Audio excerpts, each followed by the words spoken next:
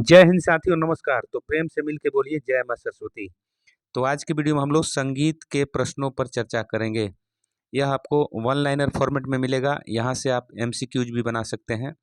तो आने वाले BPSC TRE 4, estate, CTET, net, ऐसे सभी परीक्षाएं जिसमें संगीत से प्रश्न पूछे जाते हैं, उन सभी परीक्षाओं के लिए यह वीडियो आपके लिए बहुत बहुत लाभकारी सिद्ध होने वाला है। तो आइए शुरू करते हैं। पहला इसमें बिंदु है अलंकार। देखिए, अलंकार मतलब होता है आभूषण। तो आभूषण पहन के जैसे आदमी सुंदर दिखता है, उसी तरह अलंकार का प्रयोग गायकी में वादन में किया जाता है। तो हमारी गायकी और वादन जो है और नृत्य जो है सुंदर लगता है। ठीक है जी। तो देखिए, नियमानुसार स्वरों के चलन को अलंकार कहते हैं। जब नियम का पालन करते हुए आप स्वर का प्रयोग करते हैं, उसको अलंकार कहते हैं। देखिए, संगीत दर्पण में अलंकार की परिभाषा विशिष्ट वर्ण संदर्भ अलंकार पचक्षते। ठीक है जी। कर है अलंकार का आरोह अवरोह इस प्रकार है। देखिए, अलंकार मतलब आप नियमित रूप से स्वरों का प्रयोग करते हैं। जैसे देखिए, सारे ग रे ग म प म प ध प ध नि ध नि सा। ठीक है जी। और उसी तरह जो आप अवरोह करेंगे तो सा नि ध प ध प म ग रे ग रे सा। तो अलंकार से हमारी गायकी भी निखरती है और हमारा गला भी खुलता है। ठीक है जी। तो इसको आप जब संगीत की शुरुआत किए होंगे तो सारे ग रे ग म प ध नि सा नि ध प म ग रे सा। तो इस तरह से आपने प्रैक्टिस किया है, इसी को अलंकार कहा जाता है। तो स्वरों के जो देखिए आप नियम के अनुसार जो है, देखिए 3-3 का ग्रुप बन रहा है और दूसरे से उठाया जा रहा है अगला, तो यही जो है सीरीज बन रहा है। तो एक नियम बन रहा है यहाँ पे, और उसी तरह से आप स्वरों का प्रयोग कर रहे हैं, तो ये अलंकार हुआ। ठीक है जी। अलंकार को पलटा भी कहते हैं। अलंकार को पलटा क्यों कहते हैं? क्योंकि आप उलट पुलट के स्वर लगा रहे हैं। देखिए, सारे ग, यहाँ पे सारे ग है और फिर आप पलट के रे ग म, दो स्वर यहाँ से ले लिए और तीसरा स्वर अलग से उठा लिए। ठीक है। तो अलट पलट के प्रयोग करते हैं, इसी को पलटा भी कहते हैं। देखिए, गला में लचीलापन लाने के लिए, कंपन लाने के लिए जो है आप अलंकार का यूज करते हैं, प्रयोग करते हैं। कुछ इसे अच्छा मानते हैं और कुछ कुछ लोग इसे कम अच्छा मानते हैं। ठीक है जी। क्योंकि मान लीजिए कोई गायकी करना है जिसमें अलंकार का ज़रूरत नहीं है, तो वहाँ पे अलंकार का आप जो है अभ्यास किए रहिएगा, तो वहाँ पे आपके गला में लचीलापन या कंपन होगा, तो वो थोड़ा सा कोई कोई गीत जो है वो थोड़ा बेकार लगने लगेगा। जैसे गज़ल है, उसमें जहाँ कंपन की ज़रूरत नहीं है, वहाँ आपका गला में कंपन आ जाए, तो वो जो है अलंकार की जो है अवगुण माने जाएंगे। ठीक है। वहीं आप पकड़ देखिए, पकड़ किसको कहते हैं? तो पकड़ मतलब होता है, पकड़ देखिए, छोटा स्वर समूह जो किसी राग की झलक दिखा दे। तो छोटा स्वर समूह आप प्रयोग करते हैं, जिससे पता चल जाता है कि यह जो स्वर समूह किस राग का है। जैसे देखिए, परे गरे नीरे सा, परे गरे नीरे सा, तो ये देखिए कल्याण का हो गया ना जी। तो ये कल्याण का, जैसे ध नी रे सा, ये आपका दरबारी का हो गया। तो इस तरह से छोटा स्वर समूह जो है, जिससे आपको पता चल जाता है कि यह जो है इस राग का झलक दिखा रहा है, तो उसी को पकड़ कहते हैं। ठीक है। अब जाति देखिए, जाति देखिए, राग में प्रयोग किए जाने वाले स्वरों की संख्या के आधार पर आप जाति का निर्धारण करते हैं। तो स्वरों का कितना प्रयोग हो रहा है, जाति से पता लग जाता है। ठीक है जी। यदि आपसे कहा जाए कि किसी राग के आरोह में 5, अवरोह में 5 स्वर हुए हैं, दोनों में मतलब 5-5 स्वर प्रयोग हो रहे हैं, तो इसकी जाति क्या है? तो 5-5 स्वरों का प्रयोग, तो स्वरों की संख्या आपको पता लग गया। लेकिन अब इसकी जाति जो है, तो आरोह में 5 है तो ये भी आडव हो गया, अवरोह में 5 हो गया तो ये भी आडव हो गया, तो जाति इसकी आडव आडव हो गई। ठीक है जी। तो संगीत में 5 को आडव कहते हैं, 6 को साडव कहते हैं और 7 को संपूर्ण कहा जाता है, क्योंकि 7 स्वर ही होते हैं। तो 7 स्वरों के समूह को जो है संपूर्ण माना गया है, सप्तक माना गया है। ठीक है जी। देखिए, स्वरों की संख्या 5 होगी, उसको आप आडव जाति कहेंगे, और स्वरों की संख्या 6 होगी, उसको साडव जाति कहेंगे, और स्वरों की संख्या 7 होगी, उसको संपूर्ण जाति कहेंगे। तो देखिए, यहाँ पे 3 हो रहा है, और तीनों को एक दूसरे से मिलाने पर, मतलब तीनों का तीनों से मिलाने पर आपको 3 9 जातियाँ बनती है। ठीक है। तो आपसे प्रश्न पूछा जाए कि रागों की कितनी जातियाँ हैं, तो 9 जाति। ठीक है जी। प्रश्न आपसे पूछा जाए कि परे गरे निरिसा किस राग को दर्शा रहा है, तो कल्याण को दर्शा रहा है। तो इसी तरह जो आप है, इसमें एमसीक्यूज बना सकते हैं। तो हम जो भी बिंदु इस पे चर्चा कर रहे हैं उस पे 2-3 आप आराम से MCQs बना सकते हैं और यहीं से जो है प्रैक्टिस सेट बनाया जाता है। तो चिंता करने की कोई बात नहीं है, आप MCQs यहाँ से बनाना शुरू करिए। MCQs की भी क्लास आपको देंगे। देखिए, तो 9 जाति हम आपसे बताए, 9 जाति आप लाए यहाँ पे 3 × 3 बराबर आपने 9 लिख दिया, ठीक है जी। तो देखिए 9 यहाँ पे यदि 5 आरोह में लीजिएगा, 5 अवरोह में लीजिएगा तो ये हो जाएगा आपका आडो आडो। क्या हो जाएगा जी? आडो आडो, ठीक है जी। ये जाति हो गया आडो आडो। और देखिए वहीं 5 आप लीजिएगा आरोह में और 6 लीजिएगा आपको अवरोह में, तो ये हो गया आडो और क्या होगा जी? साडो। क्या होगा जी? साडो। तो ये जाति ये हो गया। अब 5 आप आरोह में लीजिएगा और 7 अवरोह में लीजिएगा तो ये आडो आडो संपूर्ण हो गया, ठीक है जी। ये संपूर्ण आडो संपूर्ण जाति हो गया। तो 3 यहाँ से हो गए। अब देखिए 6 लीजिएगा आरोह अवरोह दोनों में तो ये साडो साडो हो गया, ठीक है जी। साडो साडो। और देखिए 6 लीजिएगा आरोह में और अवरोह में 5 लीजिएगा तो ये साडो साडो आडो हो गया, ठीक है जी। साडो आडो जाति हो गया। अब देखिए आप अब देखिए 6 आप आरोह में लीजिएगा, 7 आप अवरोह में लीजिएगा तो साडो साडो संपूर्ण हो गया, ठीक है जी। साडो संपूर्ण। अब देखिए यहाँ पे 7 आरोह में 7 आप अवरोह में लीजिएगा तो ये संपूर्ण संपूर्ण हो गया, ठीक है जी। संपूर्ण संपूर्ण हो गया, ठीक है। तो ये भी देखिए यहाँ से ये भी 3 हो गया, 3 यहाँ से हो गया देखिए। और ये 7 लीजिएगा तो ये संपूर्ण संपूर्ण हो गया। फिर 7 आरोह में 5 अवरोह में तो ये संपूर्ण संपूर्ण आडव हो गया, संपूर्ण आडव हो गया। और वहीं देखिए आप 7 आरोह में लीजिएगा और 6 अवरोह में लीजिएगा तो संपूर्ण संपूर्ण आपका क्या हो जाएगा जी? साडव। तो यहाँ से भी 3 हो गया, ठीक है जी। तो 3 3 6 3 9 हो गया, ठीक है। तो ऐसे आपको 9 जातियाँ मिल गई। अब आगे देखिए, आगे इसमें अगला बिंदु है, अगला बिंदु है वर्ज्य स्वर और विवादी स्वर। देखिए वर्ज्य स्वर मतलब जिसको वर्जित किया जाए, मतलब राग में नहीं रखा जाए, उसको वर्जित स्वर कहते हैं। और विवादी स्वर उसको कहते हैं जो आप क्या होता है कि राग के स्वरूप को बिगाड़ देता है, उसको विवादी कहते हैं। तो कहीं कहीं कहा गया है कि विवादी स्वर का थोड़ा सा प्रयोग करेंगे तो राग की सुंदरता बढ़ती भी है। जैसे आप एग्जाम्पल ले लीजिए कि किसी देश से विवाद है, आपको मान लीजिए पाकिस्तान है, नेपाल है, चीन है, तो वहाँ यदि उसके अतिथि को हम अपने यहाँ किसी समारोह में बुलाते हैं तो थोड़ा सा रौनक बढ़ जाता है कि हम दुश्मन को भी बुलाए हैं, तो थोड़ा सा उस जो समारोह का रौनक बढ़ भी जाता है और ख़राब भी हो सकता है, ठीक है। तो विवादी स्वर सही भी होता है और ख़राब भी होता है, ठीक है जी। तो देखिए वर्ज्य स्वर का प्रयोग नहीं होता है, ठीक है। और विवादी स्वर का प्रयोग राग की सुंदरता बढ़ाने हेतु प्रयुक्त होता है। हम आपको बता दिए एग्जाम्पल से। देखिए वादी स्वर किसको बोलते हैं? वादी स्वर उसको बोलते हैं जिसका ज़्यादा प्रयोग हो। वादी को देखिए, वादी को आपको जो है यदि राग को आप राज्य मानते हैं तो वादी स्वर को राजा माना जाता है, ठीक है। अब देखिए इट इज किंग ऑफ राग, आप ये वाला जान गए। उसके बाद जो है आप सबसे ज़्यादा प्रयोग होता है, और देखिए इसको जीव स्वर भी कहा जाता है और अंश स्वर भी कहा जाता है। तो वादी स्वर का देखिए कितना पर्यायवाची शब्द है। एक तो मैक्सिमम प्रयोग होने वाला है, उसके बाद जो है आप राजा स्वर कहते हैं, उसके बाद जीव स्वर कहते हैं, उसके बाद अंश स्वर कहते हैं। तो ये सभी वादी स्वर के उपनाम है, ठीक है। और वहीं संवादी की बात करें तो वादी से थोड़ा सा कम प्रयोग, मतलब सेकंड इम्पोर्टेंट स्वर होता है। दूसरा सबसे कम प्रयोग, सबसे ज़्यादा प्रयोग होने वाला स्वर है संवादी। देखिए इसको मंत्री का दर्जा दिया गया है, राजा का दर्जा वादी को मिला है और मंत्री का दर्जा जो है संवादी स्वर को मिला है। और सहायक और वादी स्वर का यह सहायक होता है, ठीक है जी। देखिए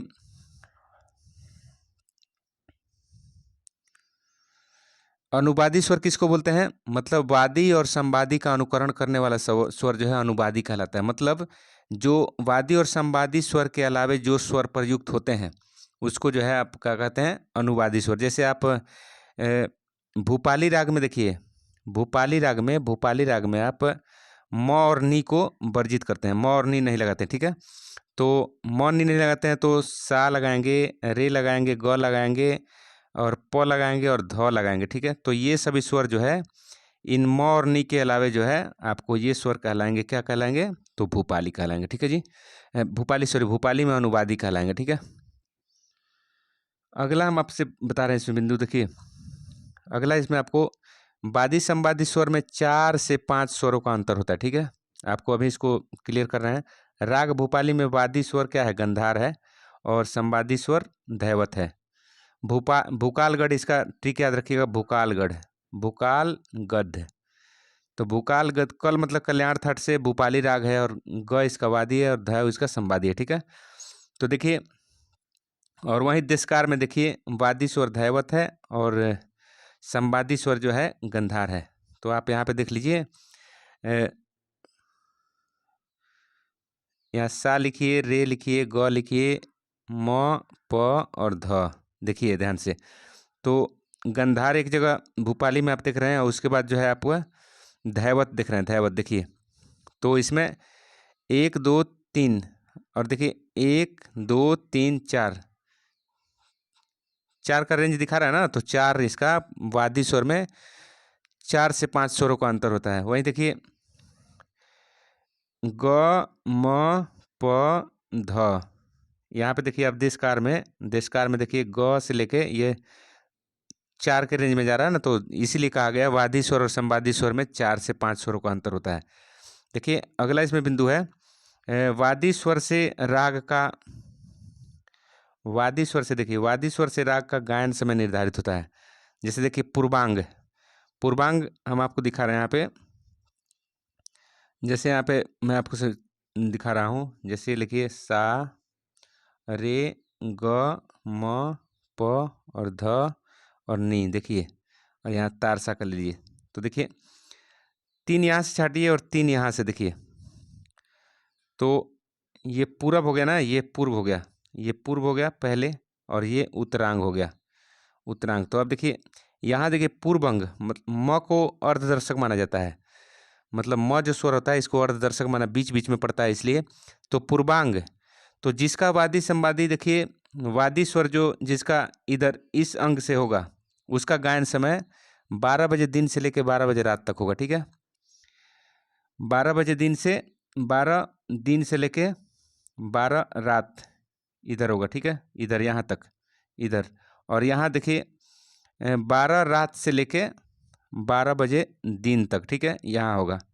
इधर से जो भी स्वर आपका देखिए वादी होगा, जैसे वादी स्वर यहाँ देशकार में आपको क्या मिल रहा है? देशकार में आपको यहाँ समझिए, देशकार में वादी स्वर आपका, वादी स्वर आपका धैवत मिल रहा है। तो ध जो है उत्तर अंग में है, तो इसका देशकार का गायन समय आपका होगा 12 बजे रात से लेकर 12 बजे दिन के बीच, ठीक है। और वहीं भूपाली का वादी स्वर गंधार इधर उत्तर अंग में है, तो इसका जो है वादी स्वर, इसका गायन समय भूपाली का देखिए 12 बजे दिन से लेकर 12 बजे रात के बीच में होगा, ठीक है, आप समझ गए। अब अगला पॉइंट देखिए, इसमें राग भैरव देख लीजिए।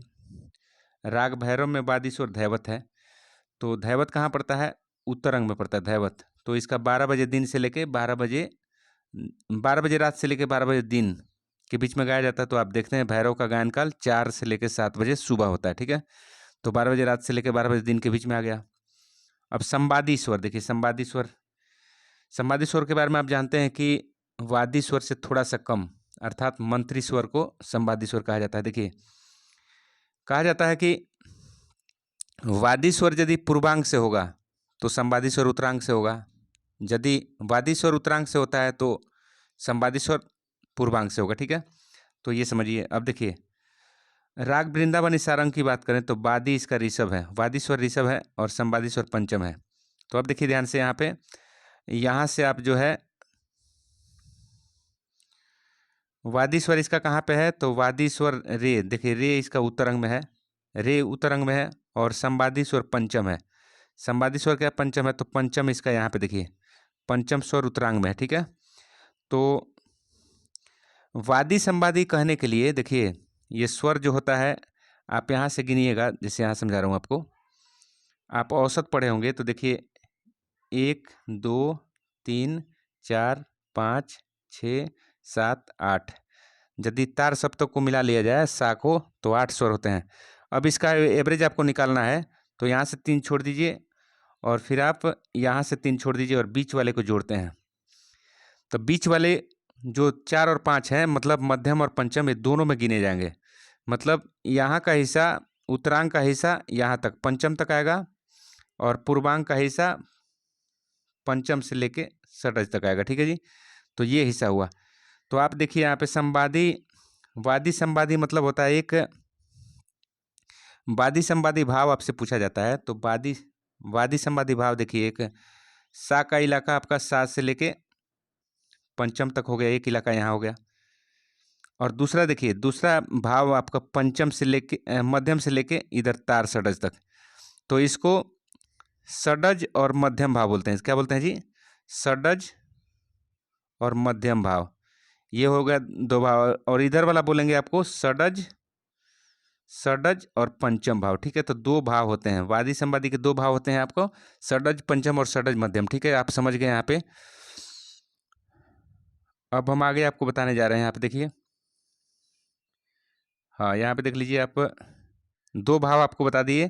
षडज मध्यम भाव मतलब वादी सा तो संवादी म, वादी सा तो संवादी म। तो आप और षडज मध्यम भाव का मतलब हुआ, वादी यदि सा है तो संवादी मध्यम होगा। इसको क्या बोलते हैं? षडज मध्यम भाव। और षडज पंचम भाव मतलब वादी सा है तो संवादी पंचम हो गया। जैसे यहाँ पे देख लीजिए आप, कल्याण राग की वादी स्वर क्या है? तो गंधार है, और संवादी स्वर निषाद है। ठीक है, तो वादी स्वर आप गंधार देख लीजिए, गंधार, और संवादी स्वर निषाद है। तो आप देखिए, निषाद का इलाका आप, निषाद किस में आ रहा है? तो उत्तरांग में है, सा से लेके प तक इसका इलाका है। और गंधार किस तरह है? आपको पूर्वांग में है। ठीक है, तो आपका यहाँ सा से लेके प तक क्या होगा? षडज पंचम भाव हो गया। और ये जो है गंधार किस में आ रहा है? तो षडज मध्यम भाव में। ठीक है, अगला बिंदु आप देख लीजिए यहाँ पे, सप्तक में। सप्तक में आप देखिए यहाँ पे, सप्तक में सा म रे प ग ध म नी प और तार सप्तक का सा में क्या होता है? षडज मध्यम भाव रहता है। ठीक है जी। और वहीं सप्तक में सा प रे ध और ग नी म सा स्वरों में षडज पंचम भाव रहता है। तो षडज मध्यम भाव किस में रहेगा? देखिए आप, यहाँ पे समझा रहा हूँ आपको, और नीचे इसका करिए।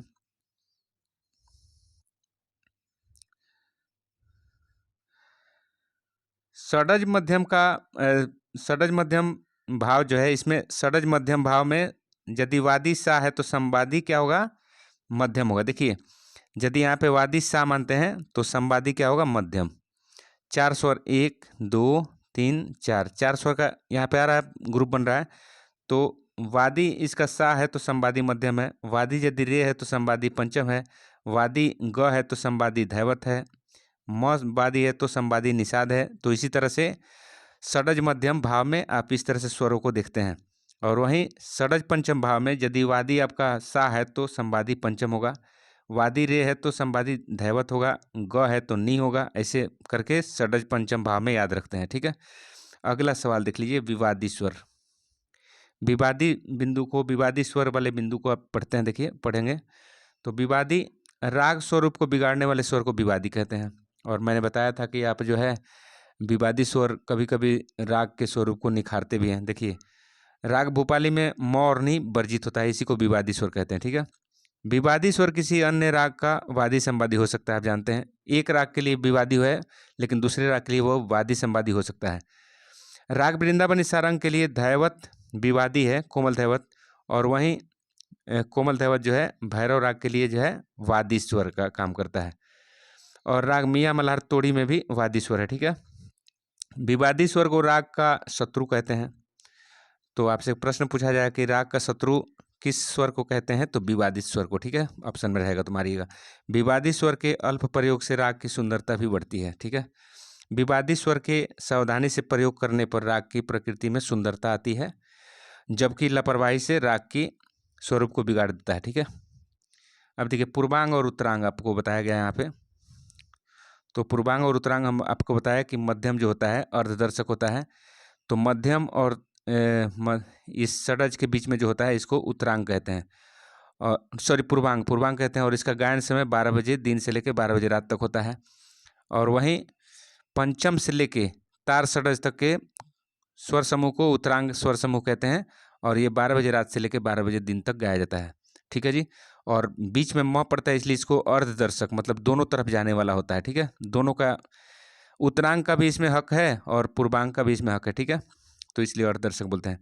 वादी स्वर का राग के समय से संबंध आप यहाँ पे समझा दिया गया। वादी स्वर यदि आपका वादी स्वर पूर्वांग से, तो उसका गायन समय जो है आपका 12 बजे दिन से लेकर 12 बजे रात तक होगा, समझा दिया गया। और वादी स्वर यदि उत्तरांग से है तो उसका गायन समय 12 बजे रात से लेकर 12 बजे दिन तक होगा। तो यही यहाँ पे समझाया जा रहा है। ठीक है जी।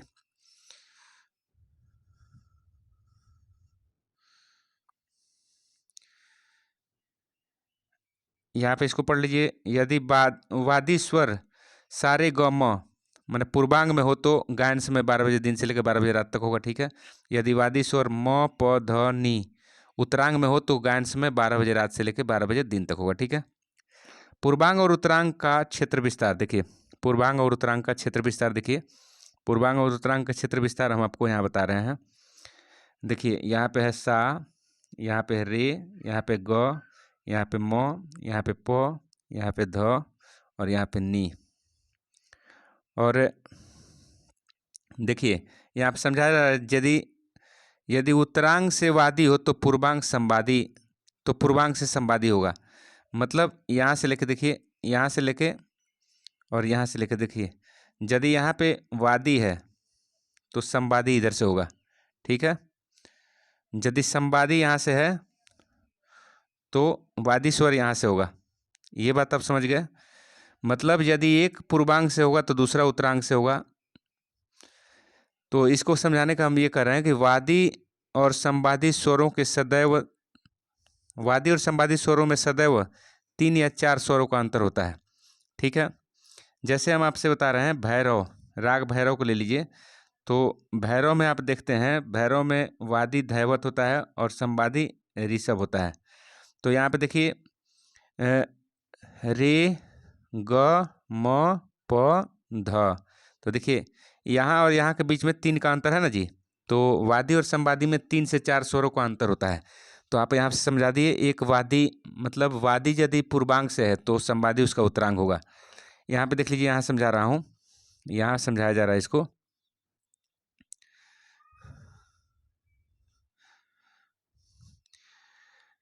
यहाँ देखिए सा रे ग म प ध नी सा। देखिए यदि नी को तार सप्तक तक बढ़ा दिया गया और यहाँ पे देखिए मध्यम को जो है उत्तरांग पूर्वांग को यदि मध्यम से लेके छोड़कर पंचम तक बढ़ा दें और वहीं पूर्वांग को आप तार षडज से लेके हम मध्यम तक बढ़ा दें तो ये दोनों हिस्सा जो है कॉमन हो जाता है। ठीक है, कॉमन हो जाएगा। तो इसका देखिए क्या फायदा होगा। राग भीमपलासी में देखिए वादी स्वर मध्यम है। मध्यम क्या है, उत्तरांग में पड़ गया, यहाँ यहाँ उत्तरांग में पड़ गया। ठीक है जी। और संवादी स्वर षडज है, संवादी स्वर षडज है तो षडज यहाँ संवादी हो गया। अब बताइए, यदि आप वादी स्वर का, इसको मिटा देते हैं एक बार, देखिए राग आप यहाँ पे भीमपलासी को लिए तो वादी स्वर क्या है, मध्यम है। ठीक है, और संवादी स्वर षडज है, संवादी स्वर षडज है। यदि आप पूर्वांग के हिस्सा को पंचम तक नहीं बढ़ाते, यहाँ तक नहीं बढ़ाते, तो देखिए पंचम तक नहीं बढ़ाते तो वादी और संवादी पूर्वांग से हो जाता, मतलब एक ही अंग से हो जाता है, पूर्व अंग से हो रहा है। तो यह जो है नियम के खिलाफ हो जाता है। शास्त्रकारों ने नियम बनाया कि एक पूर्वांग से होगा, दूसरा उत्तरांग से होगा। यहाँ तो आपको दोनों पूर्वांग से देखने को मिल रहे हैं। तो इसलिए क्षेत्र को जो है, एक का क्षेत्र थोड़ा बढ़ा दिया गया और दूसरे का क्षेत्र जो है, एक दूसरे का क्षेत्र एक दूसरे में समझिए प्रवेश करा दिया गया। यहाँ देखिए ये क्षेत्र जो है दोनों में प्रवेश करा दिया गया। ठीक है, यदि यहाँ पे कोई स्वर आता है तो इधर वाला यहाँ से भी माना जा सकता है और यहाँ जो स्वर आता है इधर से भी माना जा सकता है। तो इस तरह से जो है नियम का जो है इज्जत भी रह जाता है। देखिए जैसे आप वादी स्वर मध्यम मान लिए और संवादी आप षडज मान लिए, तो क्या कह रहा है, यदि उत्तरांग मध्यम तक नहीं होता, यदि मध्यम तक आप उत्तरांग को नहीं मानते, उत्तरांग को यदि यहाँ तक नहीं मानते तो ये वादी और संवादी एक ही हिस्सा में हो जाता, पूर्वांग में हो जाता, जो कि नियम के खिलाफ हो जाता। ठीक है जी। और वहीं देखिए यहाँ पे इस राग में देख लीजिए आप, राग बसंत में देखिए वादी स्वर तार षडज है। वादी स्वर क्या है, तार षडज। यहाँ पे समझाते हैं हम आपको। राग बसंत में आपको वादी स्वर तार षडज है और संवादी स्वर पंचम है। देखिए पंचम है, तो यदि आप इसका क्षेत्र विस्तार यहाँ तक नहीं करते तो वादी संवादी दोनों क्या हो जाता, उत्तरांग में हो जाता। तो ये नियम के खिलाफ था, इसलिए हम यहाँ से इसका हिस्सा यहाँ तक बढ़ा दिए, तो पंचम जो है पूर्वांग में चला गया।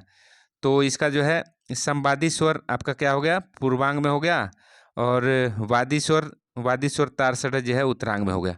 तो दोनों इज्जत रह गया, इसका नियम का नियम रह गया, और फिर जो है आपका काम भी चल गया। तो आज की वीडियो में इतना ही, अगले वीडियो में फिर मिलेंगे। तब तक के लिए जय हिंद जय भारत। पढ़ते रहिए, बढ़ते रहिए। चैनल को लाइक और सब्सक्राइब कर दीजिए, मित्रों में शेयर करिए।